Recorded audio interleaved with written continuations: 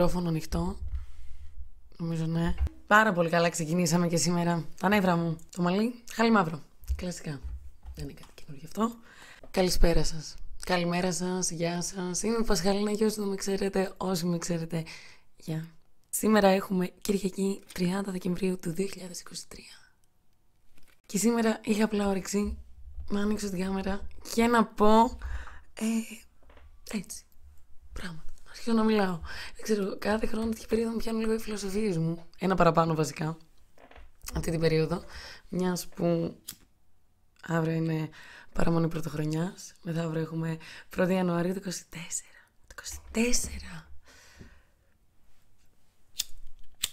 Να φύγει το 23, να φύγει και άλλο κακό να μας βρει. Εγώ αυτό έχω να πω και προσωπικά εμένα και γενικότερα όσα γίνανε το 2023. Νιώθω λες και κάθε μήνας ήταν μια διαφορετική πίστα σε video game. Τελειώνει αυτό το παιχνίδι. Θα γίνει ακόμα χειρότερο. Δεν ξέρουμε. Προσδοκούμε το καλύτερο. Έβγαλα κέντρο το τελευταίο διήμερο. Βαρέθηκα να βλέπω ζευγαράκια. Γλωσσοφιλήματα από εδώ, γλωσσοφιλήματα από εκεί, ψώνια από εδώ, ψώνια από εκεί. Σήμερα θα μιλήσω για τα δικά μου βιώματα το 2023. Ήταν μια δύσκολη χρονιά. Μια απαιτητική χρονιά βασικά σε πάρα πολλούς τομείς. Απαιτητική για διάφορους λόγους και ψυχολογικά απαιτητική. Πέσανε πολλά μαζί. Ξέρεις, από εκεί που έχεις ένα πλάνο, κάθε αρχή του έτους όλοι βάζουμε κάποιους στόχους. Δεν πέτυχα κανένα. Και ευχαριστώ να λέω που την έβγαλα ζωντανή εγώ φέτος.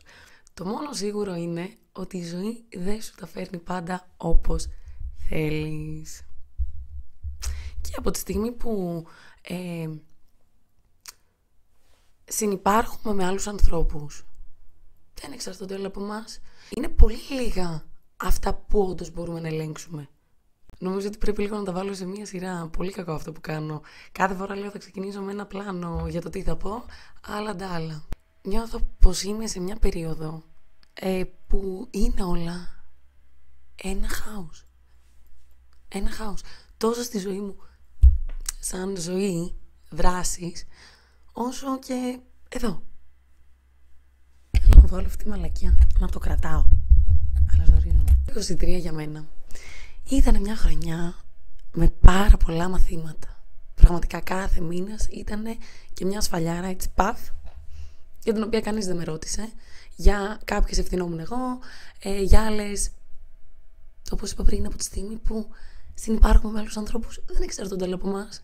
Οπότε ήταν μη αναμενόμενες. Πράγματα δεν ήρθαν όπως τα ήθελα, όπως τα προσδοκούσα. Τι να κάνουμε. Το θέμα είναι να βρεις, ρε παιδί μου, την ωριμότητα και να το χωνέψεις. Να το αποδεχτείς ότι ξέρεις κάτι.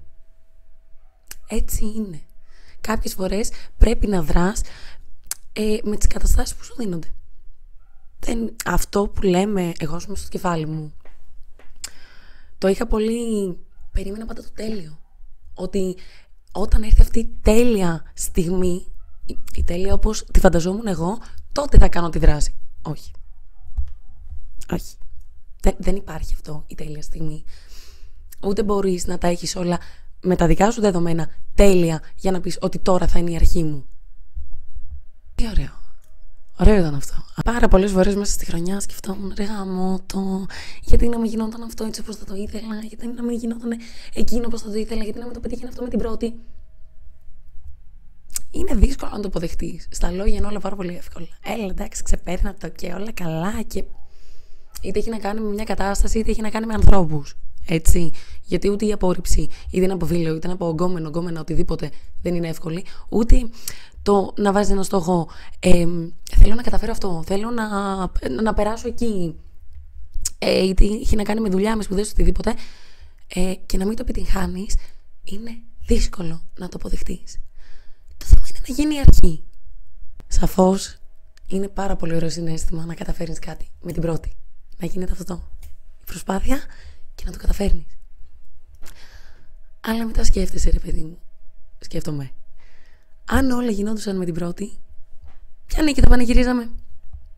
δεν μπορώ να καταλήξω στο αν η ζωή είναι δύσκολη ή αν εμείς με τις σκέψεις μας, με τις πράξεις μας την κάνουμε δύσκολη. Ένα πράγμα που δεν μπορώ καθόλου να οργανώσω είναι το χάος που έχω στο κεφάλι μου. Το παλεύω, το προσπαθώ πάρα πολύ με το γράψιμο και αυτά. Εμένα προσωπικά με βοηθάει πάρα πολύ το γράψιμο, είναι η ψυχοθεραπεία μου. Τα γράφω, ξελαβρώνω full.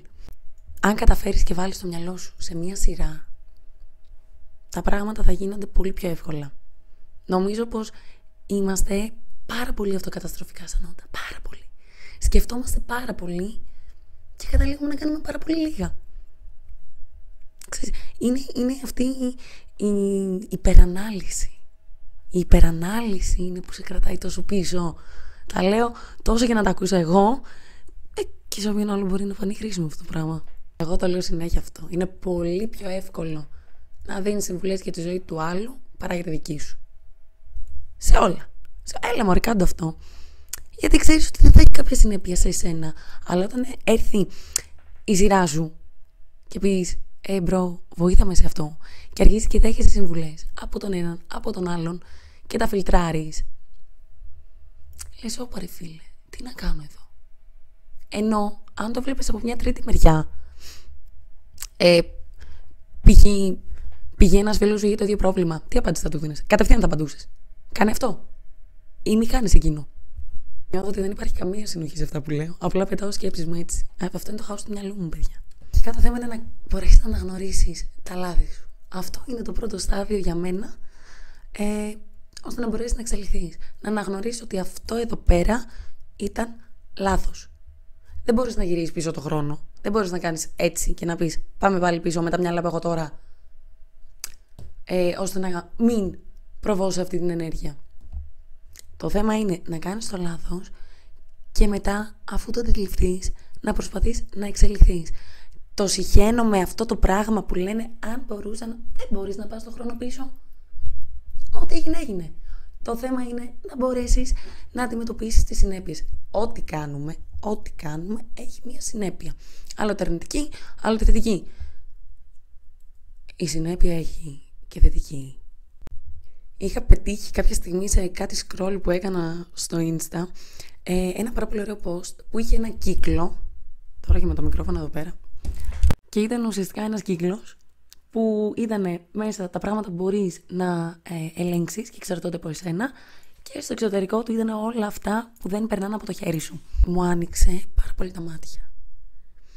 Γιατί είναι πράγματα που θέλοντας και μη δεν μπορείς να τα ξέρεις. Το μέλλον, ας πούμε, κοντινό, μακρινό, το αύριο, σε 2 ώρες, δεν μπορείς να γνωρίσεις τι θα γίνει. Πόσες φορές έχουμε κάνει πλάνα και γύριζαν ανάποδα. Άπειρες. Πόσες φορές είχαμε κανονίσει κάτι μικρό. Για 1 ώρα, ξέρω εγώ, θα πάω εκεί. Και κατέληξε να είσαι εκεί 10 ώρες. Να συναντηθείς με άτομα που ούτε καν περίμενες. Το τι θα συναντήσεις στον δρόμο είναι άγνωστο. Είτε είναι από εδώ μέχρι το περίπτερο, είτε είναι στη δουλειά σου, είτε είναι οπουδήποτε. Είναι όλα άγνωστα. Οπότε πρέπει να πορευτείς με αυτά που έχεις. Πρέπει να πιάνεις την κάθε γαμημένη ευκαιρία από τα μαλλιά. Νιώθω λες και κάνω motivational video. Όχι, δεν είναι αυτή η ουσία αυτού του βίντεο. Δεν ξέρω καν τι concept έχει αυτό το βίντεο, αλήθεια. Κολοέτος το 23. Κολοέτος. Δεν θέλω να ξανάρθει. Να φύγει. Να φύγει. Πάμε όλο ένα τσιγάρο. Νόμιζα τόση ώρα το έχω κλείσει το μικρόφωνο. Αχ. Σαν Πασχαλίνα, στα 20 μου χρόνια. Είμαι ένας άνθρωπος που μου αρέσουν, ρε παιδί μου, πολύ τα ρίσκα. Like, τι είχαμε, τι χάσαμε. Τι έχουμε να χάσουμε. Αυτό το σκεπτικό μέχρι στιγμής μου έχει βγει και δεν μου έχει βγει χρήσιμο, να πω την αλήθεια.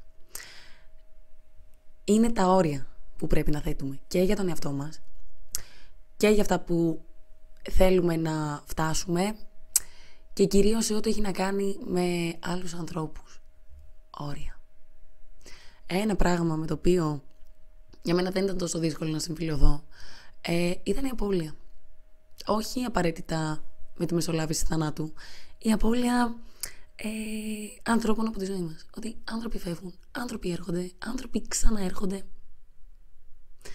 Όταν χρειαστεί να κάνεις heal από μια απώλεια, ξαναλέω, χωρίς να έχει μεσολαβήσει θάνατος, μην ξαναβάλεις τον εαυτό σου στη διαδικασία να ξαναφέρει αυτόν τον άνθρωπο στη ζωή του.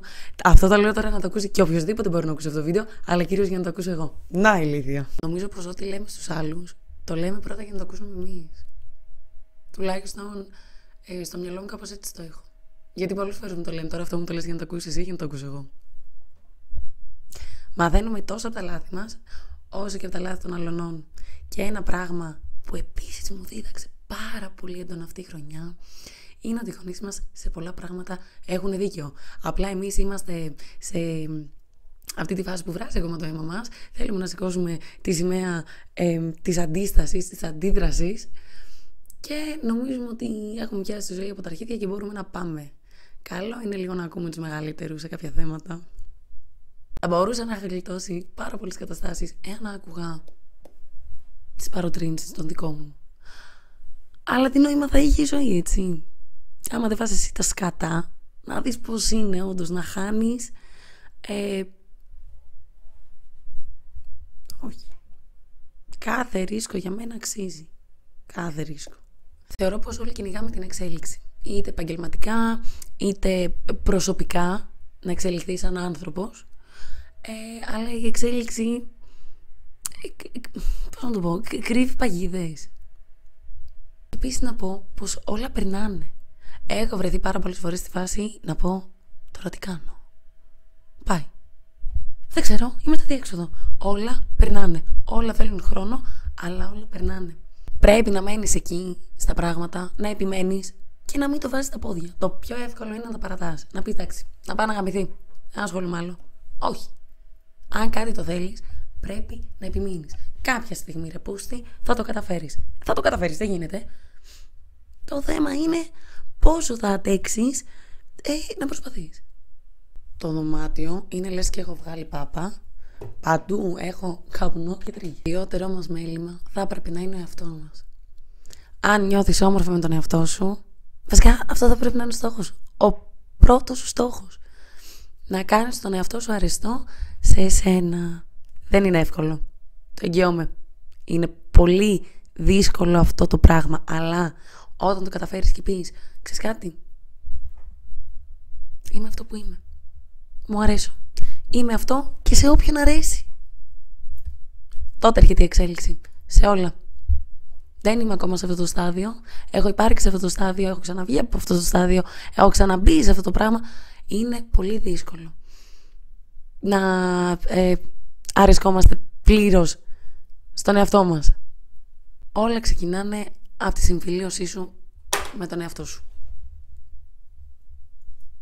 Όταν μάθεις να απολαμβάνεις το χρόνο σου με τον εαυτό σου, τη μοναξιά σου, μοναχικότητα, τότε θα αρχίσεις να εξελίσσεσαι. Το είχα περάσει, το είχα βιώσει πάρα πολύ έντονα αυτό. Να κοιτάω μόνο την Πασχαλίνα και να λέω ναι ρε φίλε, το βλέπω, ανεβαίνουμε και ξαφνικά ξανά πέσα. Τι να κάνω, γίνονται αυτά. Συμφιλίωση. Συμφιλιώνεσαι με όλα τα στάδια της ζωής σου. Είναι απόλυτα φυσιολογικό να νιώθεις χαμένος. Χαμένος. Να μην ξέρεις πού πηγαίνεις και πού πατάς. Και τότε είναι η στιγμή που ή θα τα αφήσεις όλα στη μοίρα τους. I give up. Σηκώνω χέρια. Ή θα πεις ξεκινάμε. Πάμε πάλι από την αρχή. Ο εαυτός μας είναι η κινητήριος δύναμή μας για όλα. Να κοιτάς τον καθρέφτη και να λες πάμε. Πάμε. Εγώ το κάνω αυτό συνέχεια. Πάμε. Πιάνω λίγο νεράκι, θα πάθω λειψιδρία σήμερα. ASMR.